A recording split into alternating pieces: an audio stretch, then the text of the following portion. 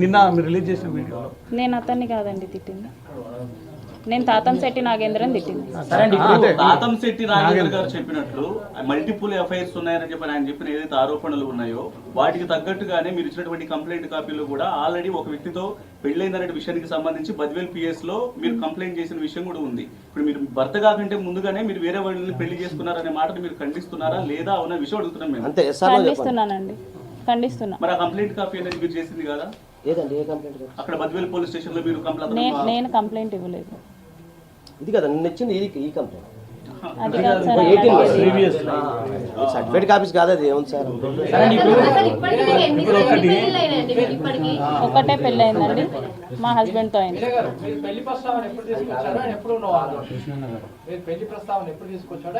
ఎవరండి? శ్రీధరే చెప్పాడు పెళ్లి చేసుకుంటా అనేసి, నేను అడగలేదు.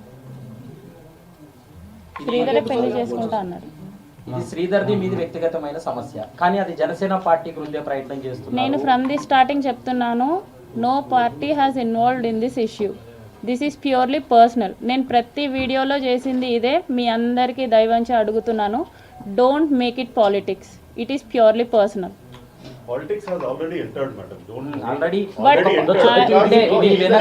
మీ వెనక ఒక వైసీపీ పార్టీ ఉంది. Politics has already involved. అసెంబ్లీలో ఆయన మాట్లాడాడు, స్పీకర్ ఇన్వాల్వ్ కావాలని అడిగారు, అడిగినాక మళ్ళీ పాలిటిక్స్ ని మేము ఇన్వాల్వ్ చేయలేదు, అతను ఏం చేశాడు అనేది మాత్రమే నేను చూపించాను అంతే. అంటే మీ ఎపిసోడ్ ని వైసీపీ క్యాష్ చేసుకొని వైసీపీ వెనుకుండా నడిపిస్తుంది అంటున్నారు.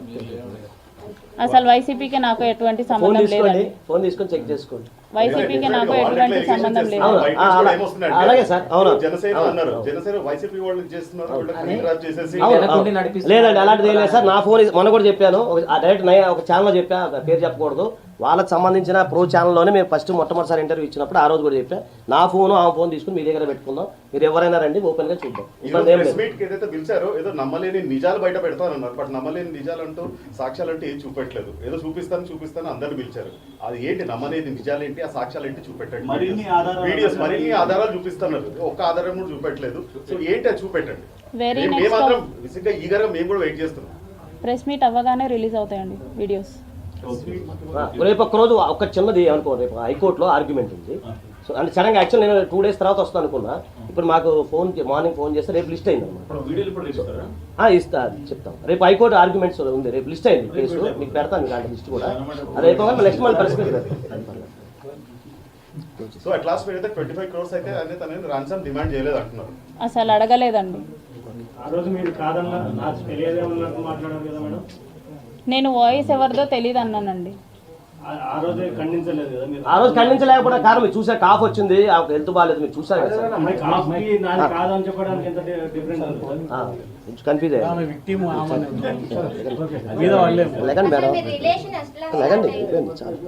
అది వారం రోజుల నుంచి టీవీలో వస్తుందండి.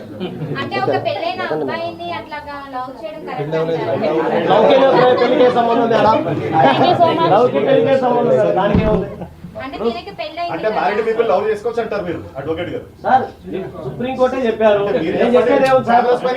దానికి ఏమో సార్, నేను మిమ్మల్ని ప్రేమిస్తాను, మీరు నన్ను ప్రేమిస్తున్నారు, అది ఇన్వెస్టిగేషన్ కాదు, అది ఇన్వెస్టిగేషన్ కాదు.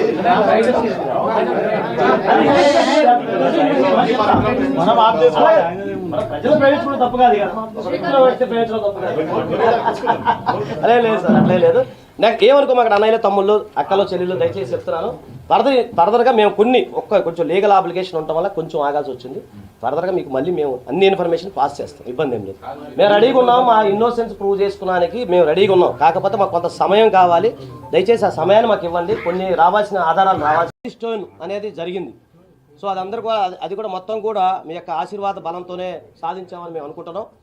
సో ఈరోజు ముఖ్యంగా ఈ ప్రెస్ మీట్ పెట్టడానికి గల కారణాలు ఏంటంటే, మొన్న జరిగిన ఘటన ఏదైతే ఉందో ఆ రోజు ఏంటంటే 2 విషయాలు జరిగినాయి. ఒకటి కొద్దిగా అస్తవ్యస్తంగా జరగటం, రెండోది ఈమెకి స్టార్టింగ్లోనే ఆ రోజు సడన్గా మైకు ముందు రావడం కొంత కన్ఫ్యూజు, అలాగే జర్నీ వల్ల.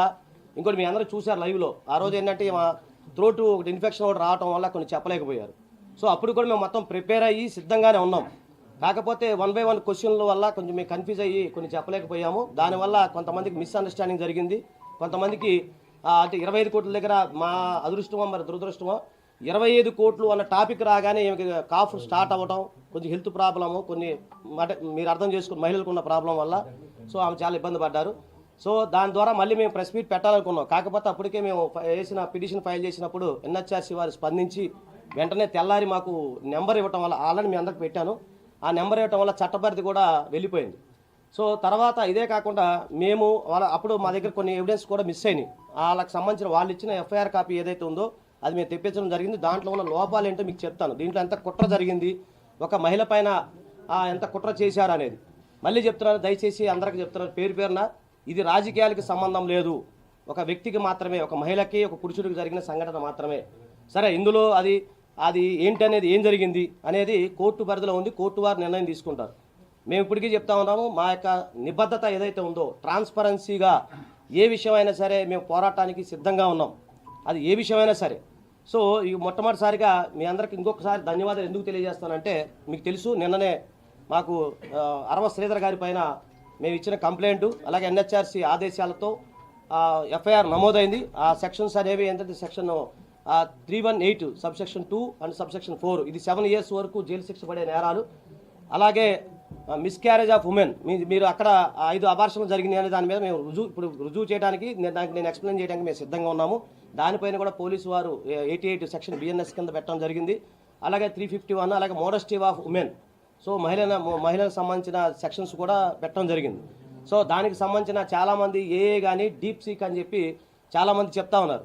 సో అవన్నీ కూడా కాదు, అవి ఒరిజినల్ అని చెప్పేసి మీరు దానికి సంబంధించిన డివైస్ కానీ, అలాగే దానికి సంబంధించిన 65B ఏదైతే ఉందో దానికి ఏదైతే 65B కింద మేము దాన్ని సర్టిఫై చేసి మేము కోర్టు వారికి సబ్మిట్ చేయడానికి మేము సిద్ధంగా ఉన్నాం. ఇదే కాకుండా కొన్ని సంఘటనలు జరిగినాయి. 25 కోట్ల రూపాయల గురించి ఒకటి, అలాగే 5 సార్లు చాలామందికి ఉన్న ప్రశ్న ఏంటంటే 18 నెలల్లో 5 సార్లు అబార్షన్ ఎలా అవుతుంది, ఇది చాలా సృష్టికి విరుద్ధం అనే ప్రశ్నలు కూడా వస్తూ ఉన్నాయి. నేను అక్కడ ఆ రెండింటి దగ్గర టాపిక్ ఆగిపోయింది. సో దానికి నేను ఎక్స్ప్లెనేషన్ ఇస్తాను. ఫస్ట్ మొట్టమొదటిసారిగా ఏంటంటే ఎన్హెచ్ఆర్సీ గురించి నేను మీకు ఎక్స్ప్లెయిన్ చేస్తాను. అదేంటంటే మేము ఎన్హెచ్ఆర్సీలో మేము నేషనల్ హ్యూమన్ రైట్స్ కమిషన్లో మేము ఫిర్యాదు చేశాము. దాన్ని గమనించిన ఎన్హెచ్ఆర్సీ వారు మాకు ఆ ఫిర్యాదుకు సంబంధించిన